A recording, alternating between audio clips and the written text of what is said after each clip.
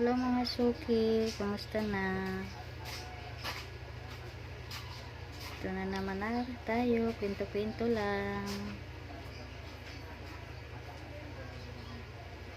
Wala niyo po suki, pinto na naman ako. Yung mga tibong pambili ng bigas, wala kang malapitan kasi puro ang nakapaligid sa atin, puro kapos din ano. Kaya lang siyempre hindi naman siguro kapos as in kapos sila, yung tipong ayaw lang magpahiram sa'yo ng pangangailangan.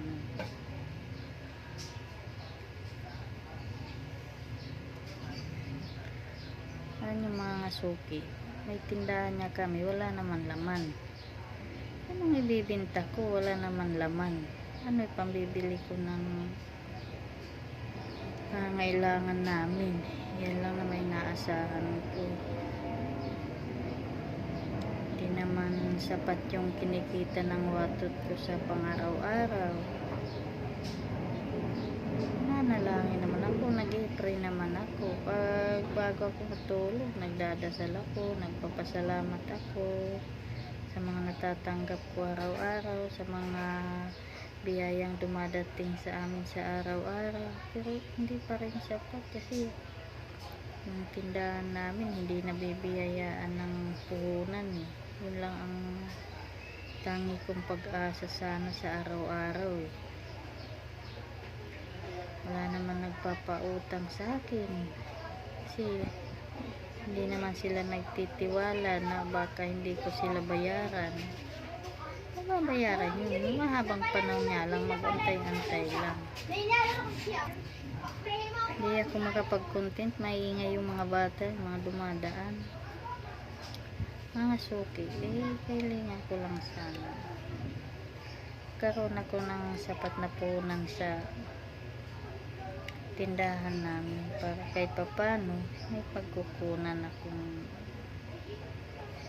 pang araw-araw namin. Kaya lang wala naman akong maasahan na nauutangan.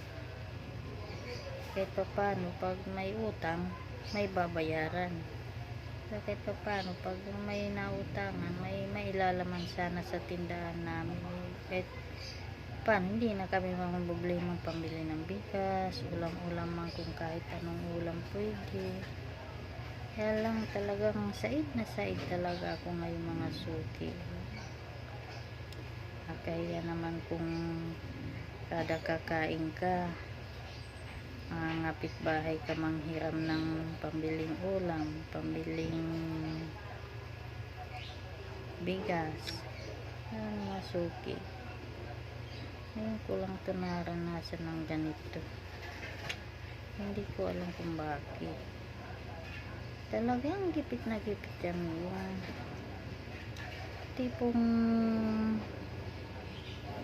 may pambili ka ng isang kahang sigarilyo. Hindi naman ang tao isa lang ang sigarilyo nila. Siyempre kada tao iba-ibang panlasa. Kaya lang hindi ko mapunuan yung paninda kong ganun eh. Sige, kaya sa ulo yung mag-isip ng saan ka kukuha ng pambili ng paninda mo. Tapos kasi Diyos ko Lord, Lord, ikaw lang pag-asa at sinasandalan ko, pero gupit pa rin. Ay naku suki, dito na lang ako maglalabas ng aking mga hinaing kahit pa paano mabawasan tong aking iniisip. Sana masurvive ko itong pagsubok ni Lord.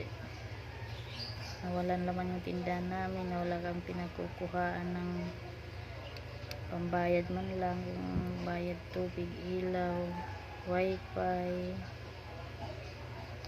Ang number 1 na kailangan i-survive yung pagkain, pang ulam-ulam. Diyos ko, Panginoon. Mga suki, Paki-share na lang tong aking video. Share lang po.